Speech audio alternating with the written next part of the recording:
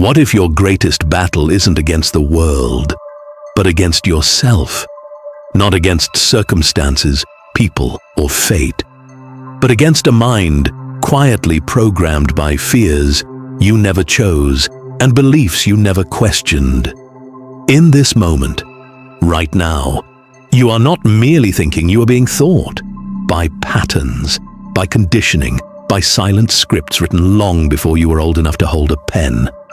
Let that sink in.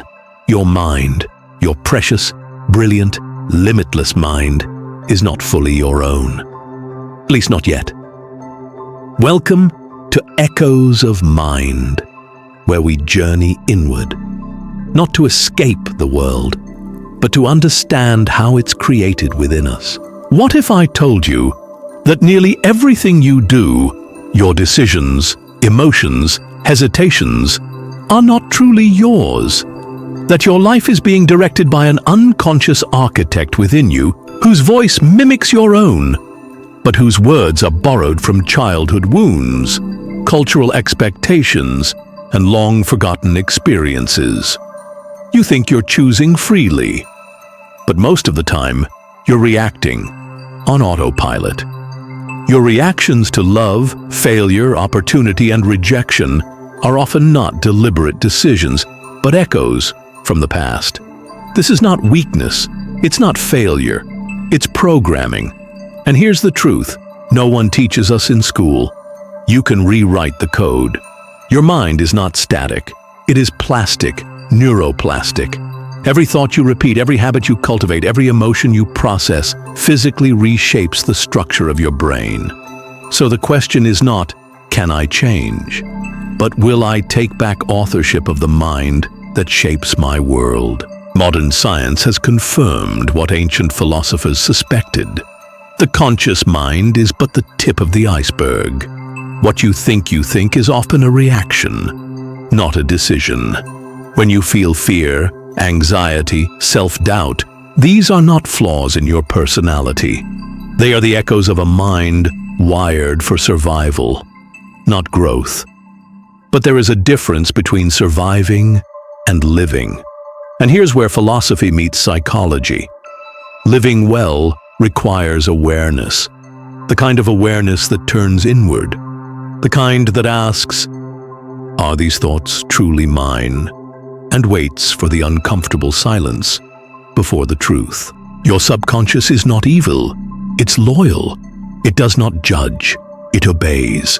If you were told as a child that love must be earned, your subconscious stores that as a rule. If you failed once and felt shame, your mind records that as danger.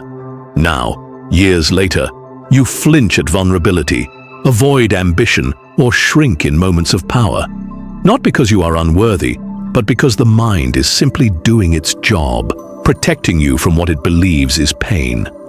But the mind is also trainable. It adapts. Your subconscious does not know what is real. It only knows what is repeated. And repetition is how beliefs become identity. So if your identity is shaped by patterns that no longer serve you, you must consciously install new ones.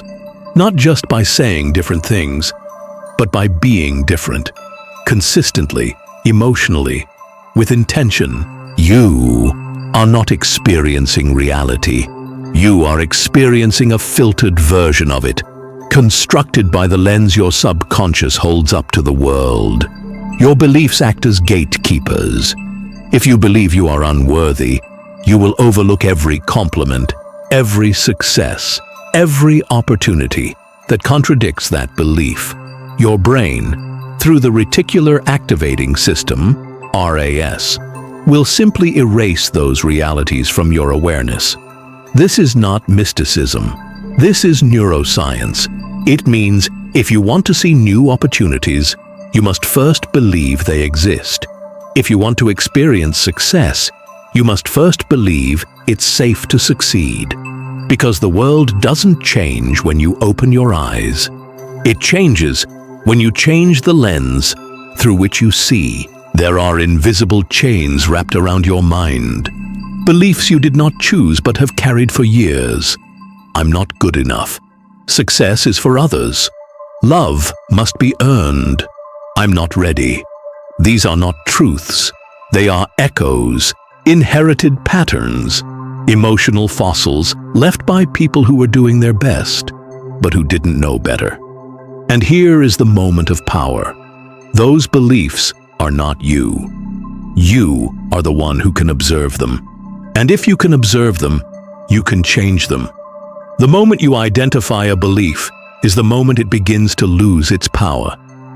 The moment you challenge it with new action, new evidence, new emotions, is the moment it begins to rewrite itself. Identity is the foundation of transformation. It is not enough to change your actions.